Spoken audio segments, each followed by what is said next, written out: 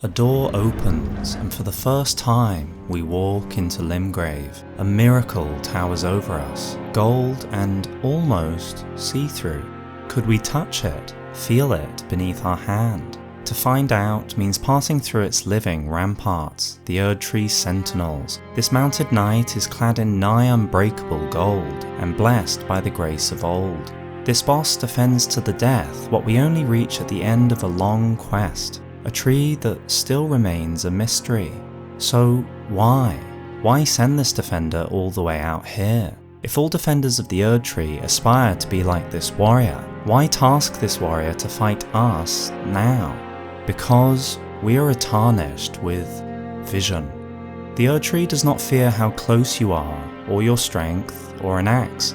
The greatest threat to the Erdtree is those blessed with a vision of what could be.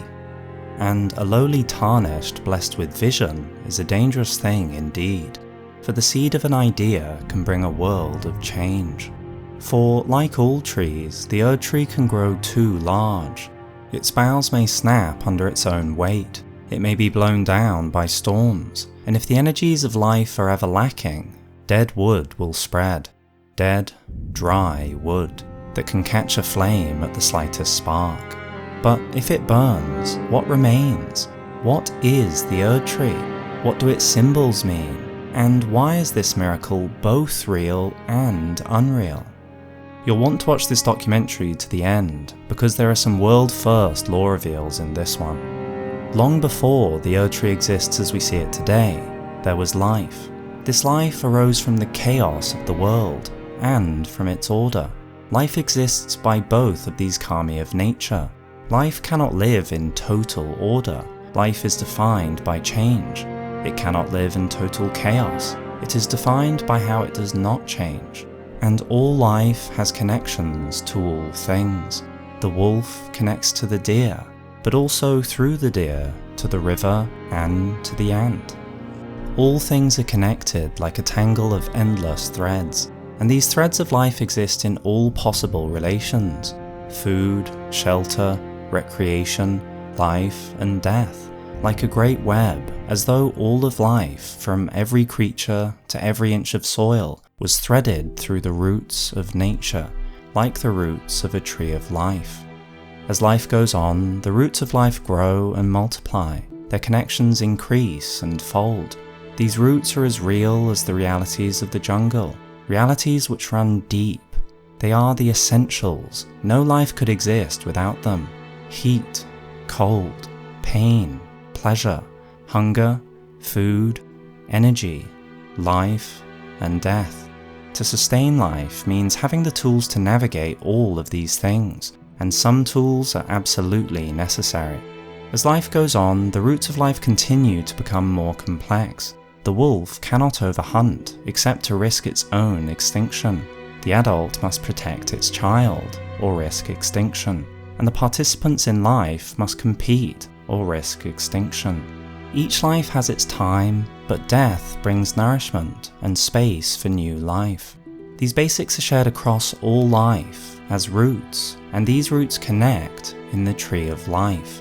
The tree emerges naturally, yet defines life with such beauty it seems to be crafted by the gods. Just as the stars in their orbits form order from chaos, the tree of life arises without any living mind directing it. In time, life gathers around the tree to worship it, a miracle rooted in the ground, a miracle that brings the bounty of life and the blessing of death, and all that passes between them to every creature. For no creature alone could survive, and so the tree is worshipped by all. This is the great tree, the original golden tree. It sustains life with no guiding hand, just by chaos and order fighting in balance.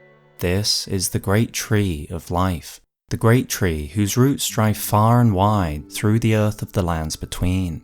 Life goes on, and early life can barely manage to survive, let alone change the world. But with time, life can influence its surroundings more. Slowly, life could change the world that built it, if only a little. The basic creatures of life could impose their own order, and this increased as they competed. Change came faster and faster, as though the basic forms of life began crawling on their belly like a snake, and now grew hands, and more than gripping with hands, they also grew minds with which they could grip much more.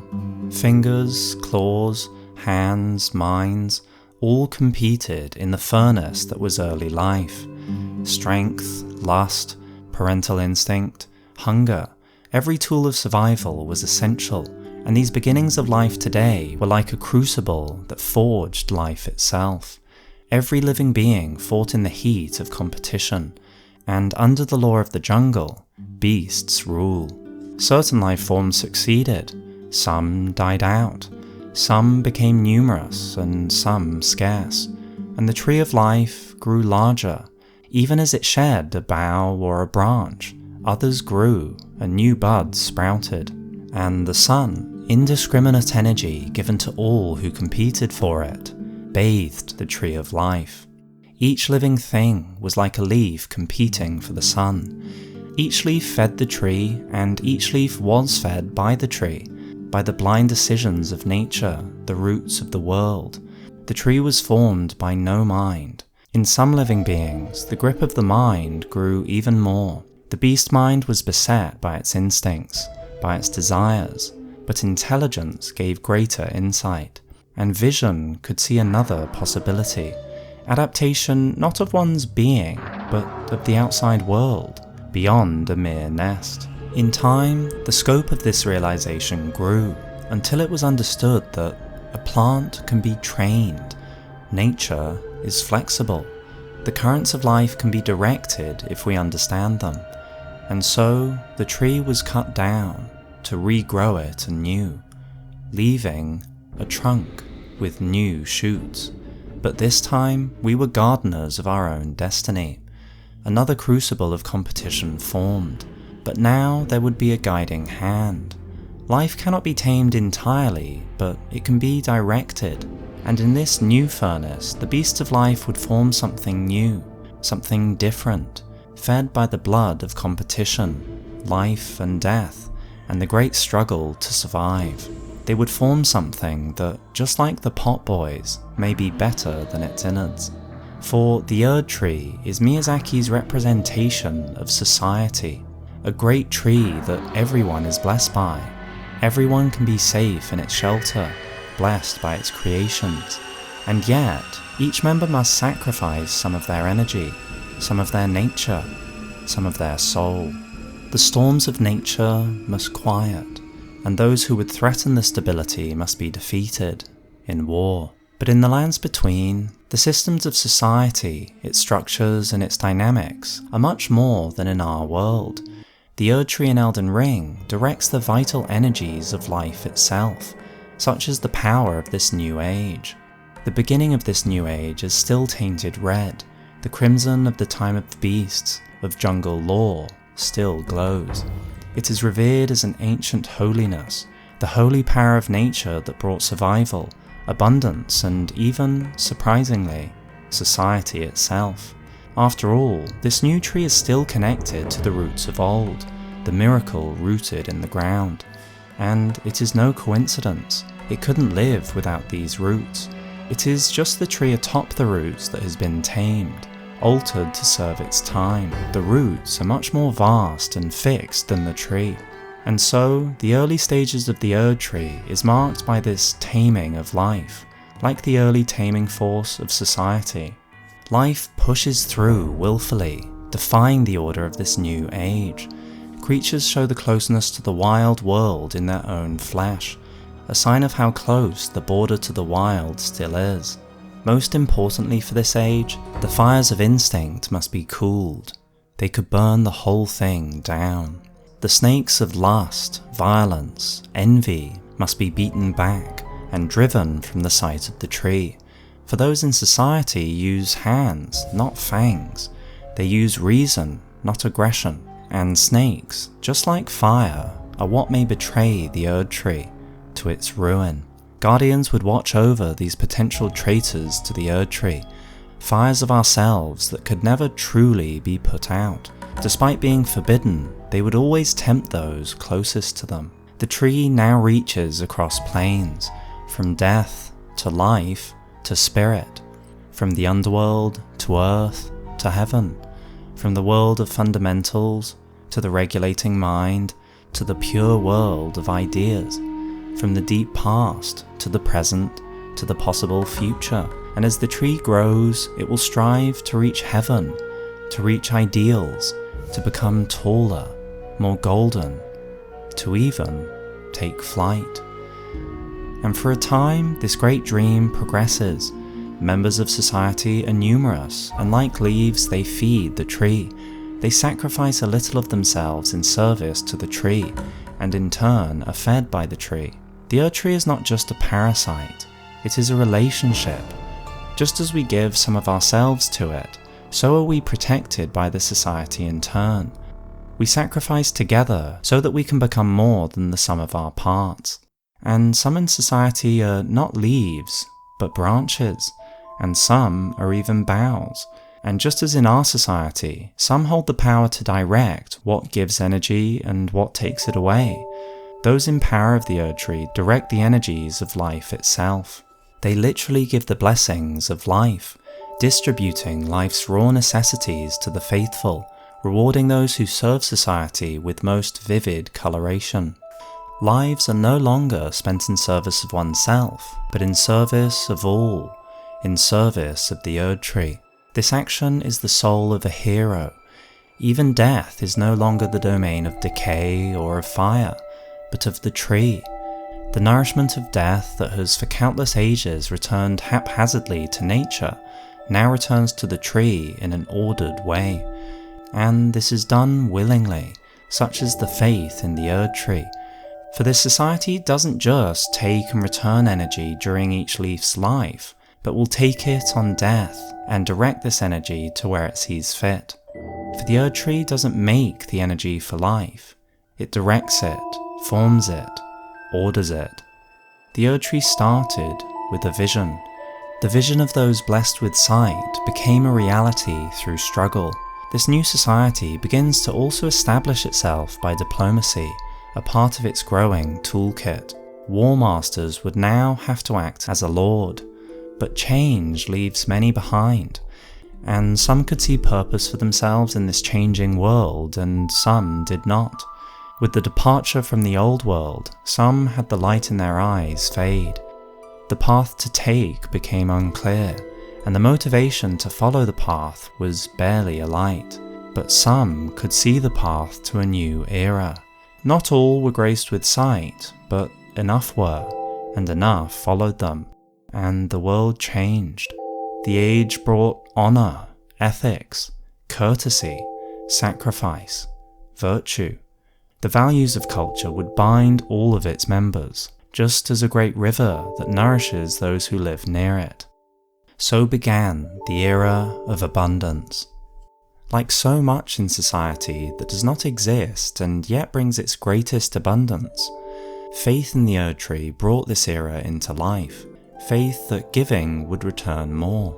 Faith that self-sacrifice would bring more than the gains of shallow competition. Just as in our world, so much that cannot be held physically, the law, culture, currency, rights, it is shared ideas and beliefs that are worth more than gold.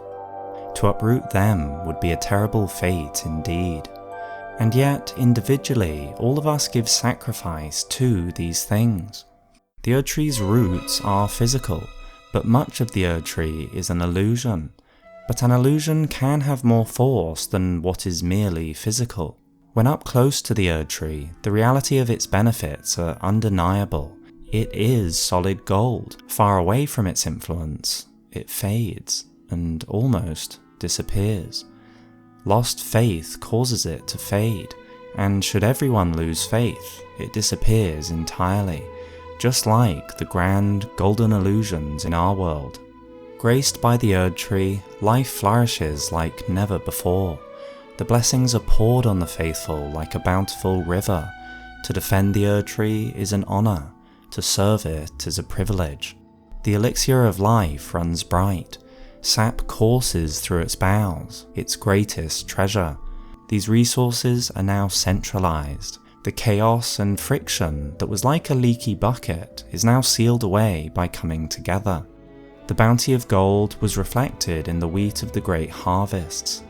With abundance, more and more begin to see a lighted path. Grace begets grace.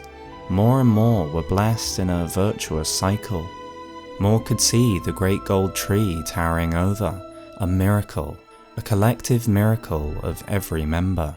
And the leaders accepted their solemn duty, a blessing they would gladly bear forever. All did their duty, from leaf to bough. This sacrifice, from the rulers who chose to serve to those who milled the grain, meant this age would be long remembered. Those who did great deeds for society would be honoured by an Erdtree burial, their essence feeding the tree much more than others thanks to this proximity, just as they had influenced the tree deeply in their life. A desire for the future, a motivation to achieve it, a vision of what's possible fueled this era, an era of plenty. But all youth is for a fleeting moment. Nature's first green is gold, her hardest hue to hold. Her early leaf's a flower, but only so an hour. Then leaf subsides to leaf, so Eden sank to grief. So dawn goes down to day, nothing gold can stay. Ambition flourishes in abundance. The tree has grown so tall, surely the tree can grow taller still, but ambition can trip on itself. The heights we hope to reach in the future can be dangerous if you ignore the depths of the past. For the traitor to the Erdtree still lives in the roots, and centralization, order and control brings abundance. But it also brings temptation. The snake of greed is tamed, but not killed. It lives inside of those who mill the grain, just as it lives in their leaders. The Erdtree found its success early, but it took time to discover its risks.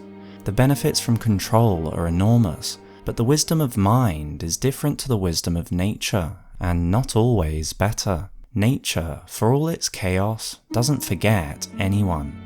No one is lost in the filing. Nature is ruthless, but not bureaucratic. As the branches grow and grow in the tree of life, it can grow beyond the management of its own gardeners. Branches will be neglected and die, for no good reason other than bad luck. Those who suffer this cruel fate resent the tree and its keepers, and may wish for a return of the law of nature. Worse than this, those with the power to control the flow of life may become fickle when deciding who deserves to be blessed.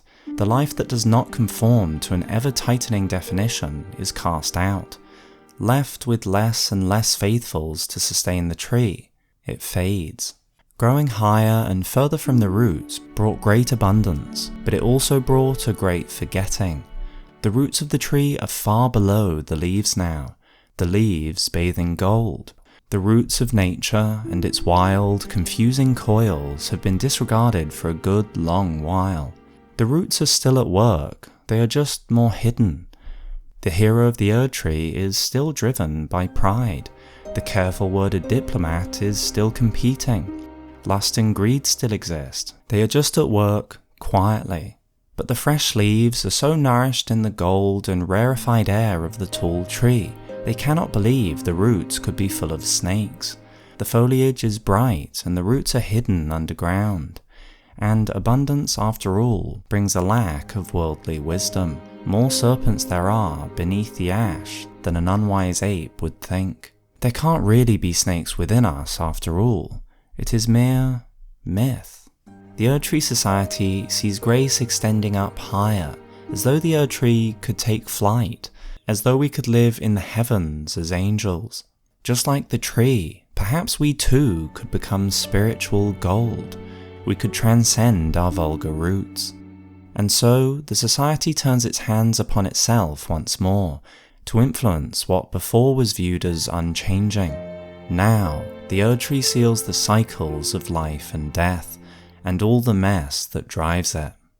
Now, birth and death would be controlled by the same people who delivered life's bounty. There would be no abundance or space given by death. It would be managed. While these new changes are believed to be a sign of great progress by many, Some have doubts. Some faithful see in their dreams the neglected roots leading the tree to wither. They see faithful believers in the tree becoming disillusioned as the bounty is squandered by foolishness. They see poor choices made to follow a false path. The prophets see the tree becoming dry and brittle as it misunderstands itself. They see it becoming like tinder, ready to light at the slightest spark. They see the tree burst into flames in their dreams, and they weep. For the most faithful see grace most clearly. They see the dangers first, and want more than anyone to prevent the wrong path being taken. But to share this vision means only to be driven from your home and banished. These prophecies cannot be shared in civilized company. To mention the roots is bad enough, but to say we should respect these roots is almost evil. Such beliefs are vulgar and have no place here as part of a tree that most believe can perfect itself. And so, those who love the tree most are cast out. Despite this, more and more have doubts as to the reality of the tree reaching the heavens. The gift of sight grows murky to many. Some cannot see a guiding light, and amongst all these ideal futures, there are more and more neglected leaves on the tree. But there is something yet worse. The bureaucracy of a leader's duty begins to reveal itself.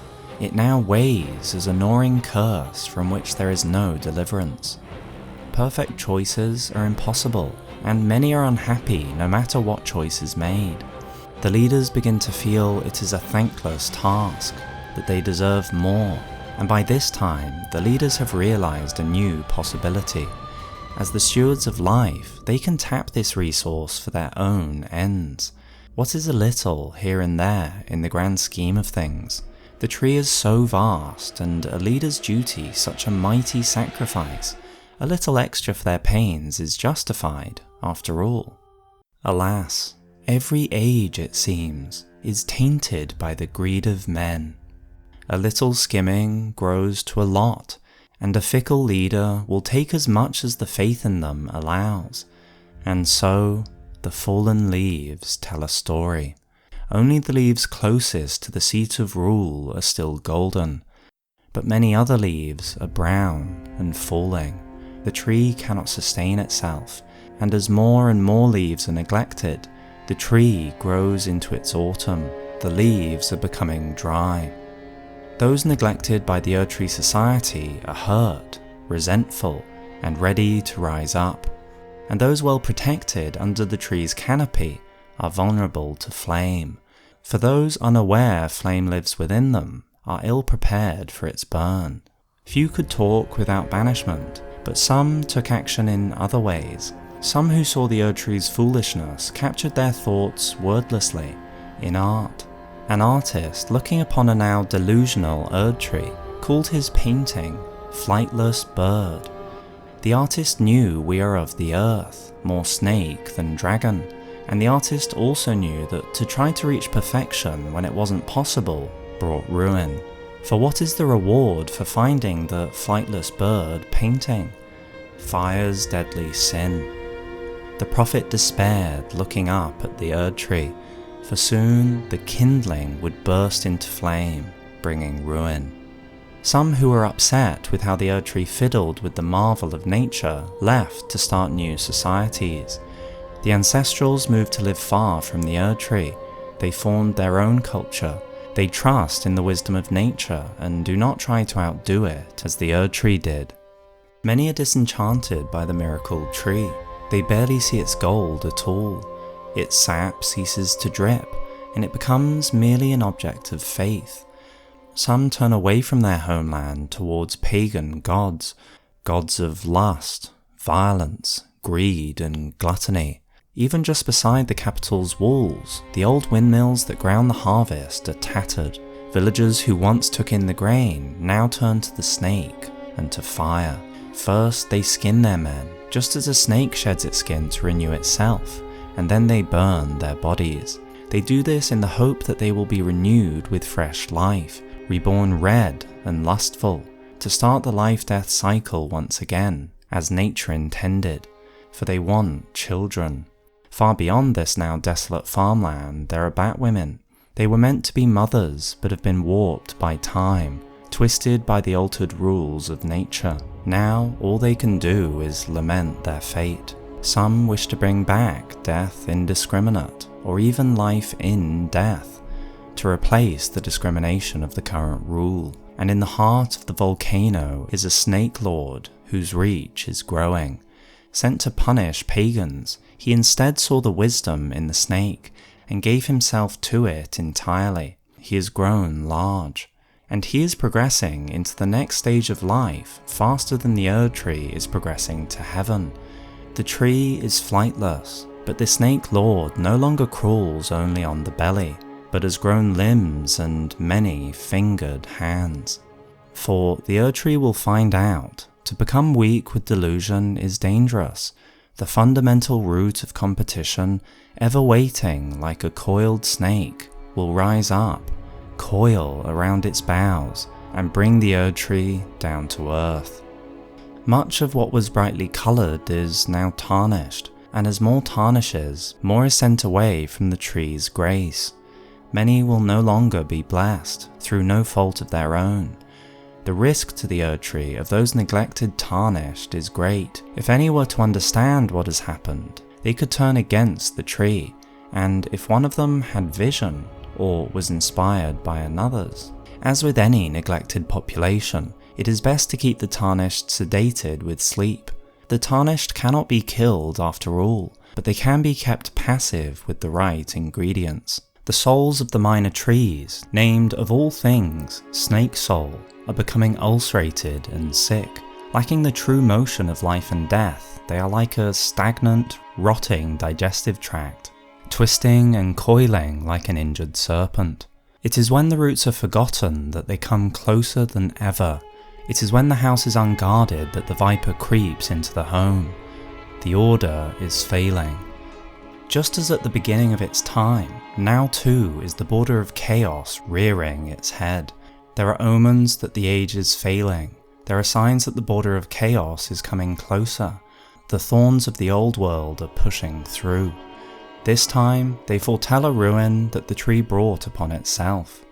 For most long-lived trees such as this, its death is caused by its own success. Some faithful go on sacrificing to the tree, even if what was once a relationship is now all too imbalanced. Faith in the Erdtree now looks more like a shackle, but others are growing a new conception of how the world could be, of what orders could sustain. With enough understanding and enough influence, new orders can be created, and all that is needed to create space for them is death. For the miracle rooted in these grounds will once again mend the world. It just needs someone with thoughts and ambitions to gestate a rune. This rune must be possible, grounded in reality, not just an arbitrary wish. And sometimes, though it is hard to believe, tragedy is sustainable.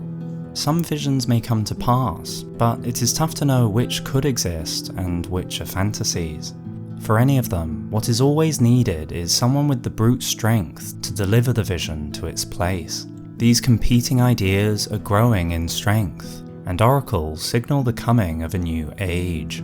Which system comes to rule the new world is unknown, but the tarnished who slew the Erdtree sentinel had the brute strength to reach the Erdtree. Whether it would be this tarnished or another, it was inevitable the Erdtree would fall.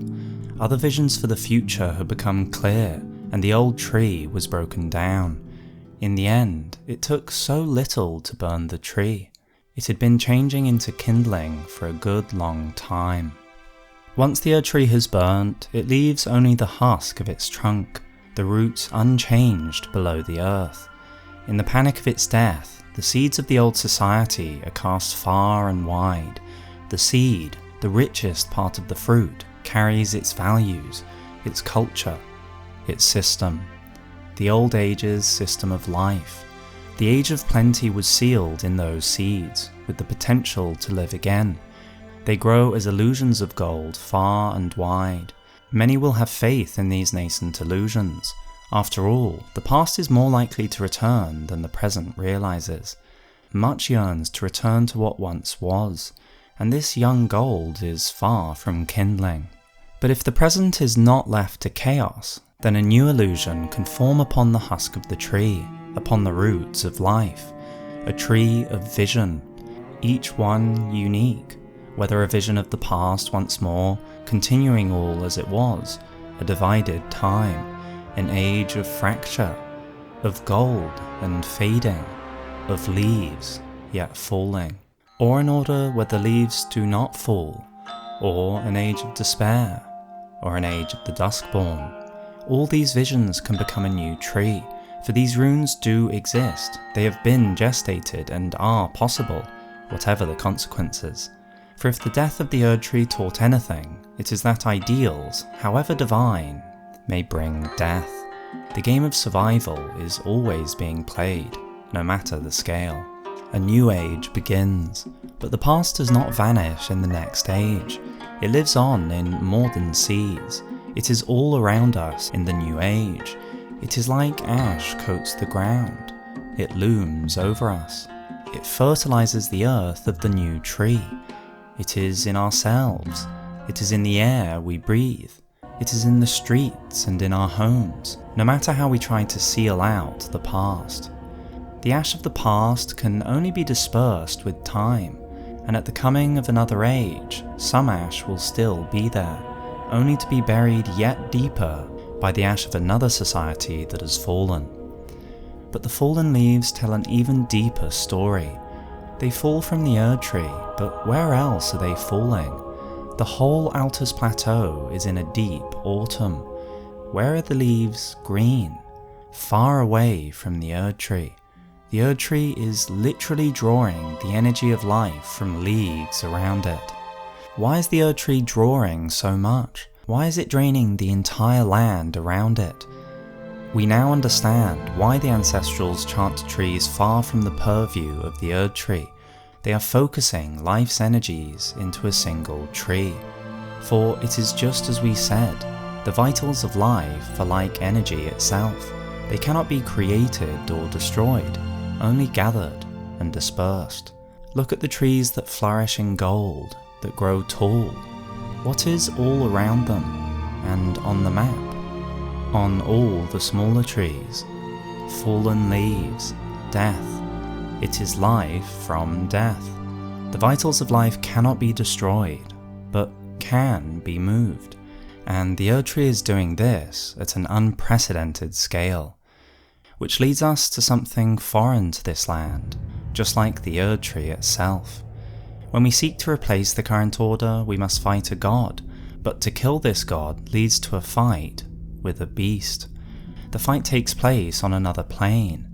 Here there are golden trees, many trees that are half invisible, great golden illusions, but all of them the same.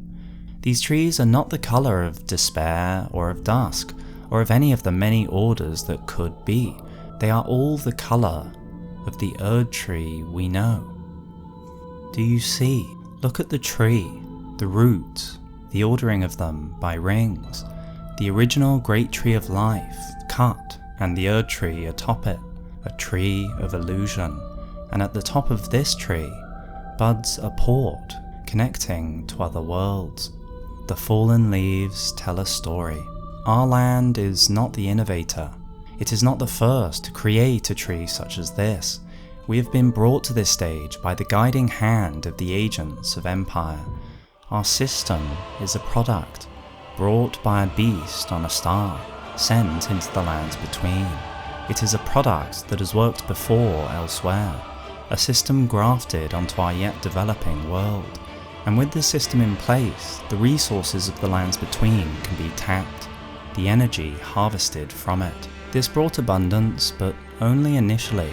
It is part of a larger plan, to draw the life energy of an empire. The system is grafted onto our land, and now the life can be drained like a tap. Faith was won amongst those in the lands between with the early success of this system, but is this faith justified? Each new realm conquered could be given the illusion of abundance simply by taxing the previous conquered lands. Perhaps Marika was right to question her faith. such a beast is far beyond comprehension. Is it just a predator, a parasite, or is this just the early, bestial stage of something greater? Like the blood spent to water the tree in the old times, is the fading of the lands between a temporary sacrifice before a great empire of trees can take place, sharing the energy of life across worlds in a new age of abundance? Perhaps the future will come in its own way regardless, as though guided by the hand of a greater will. Or perhaps it is up to the tarnished to decide whether you feel blessed, as though born at the foot of the tree, or cast out from grace. Would you hold faith in a beast that a greater order is coming, even as your life wanes? Or would you break the connection? Or would you rather feel nothing at all? Whatever your vision, tarnished, a choice must be made. There is a great competition in visions, and they crisscross like disordered grace. Whatever your vision, perhaps just like the painter, it is best to wrap your message in art. Art whose message will only be unlocked long after the rulers have allowed it into the hands of the tarnished.